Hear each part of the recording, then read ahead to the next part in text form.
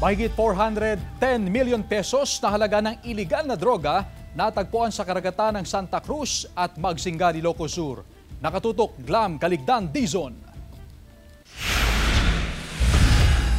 Sa kabuoan, nasa mahigit 410 million pesos ang nasabat na hinihinalang iligal na droga sa baybaying sakop ng Santa Cruz at Magsingal sa lalawigan ng Ilocos Sur. Unang inireport ng isang mangingisda mula sa Barangay Mantana sa bayan ng Santa Cruz ang mga nakasako na hinihinalang iligal na droga na natagpuan niya sa baybayin noong Sabado.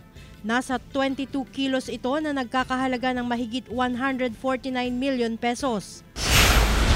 Sa kaparehong araw, sunod na inireport ng isa pang mangingisda mula sa Barangay Dili, Santa Cruz, Ilocos Sur ang natagpuan niyang mga hinihinalang shabu. Tinatayang nasa 12 kilos ang iligal na droga, katumbas ng mahigit 81 million pesos.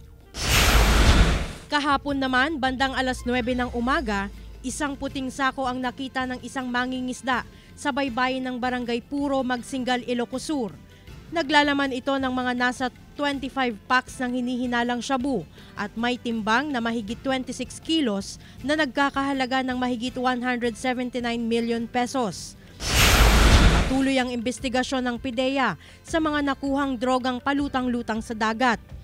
Sa loob ng 3 araw mula June 5 hanggang 8, umabot na sa 1,013 kilos ang nakukuha nilang shabu sa coastal areas ng Pangasinan at Santa Cruz, Ilocos Sur. Katumbas yan ng 6.88 billion pesos. Are there more? Are we expecting more? We are still scouring the area kung meron pang natira. So hopefully may mga recover pa tayo.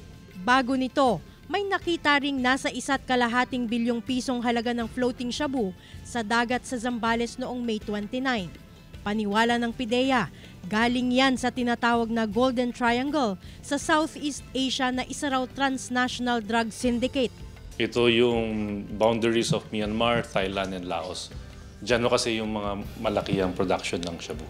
Malaking grupo raw ito na nag-ooperate sa Asia-Pacific region, maging sa North America at Europa. Meron daw umbrella organization ang mga ito at may mga local counterparts sa iba't ibang bansa, kabilang ang Pilipinas.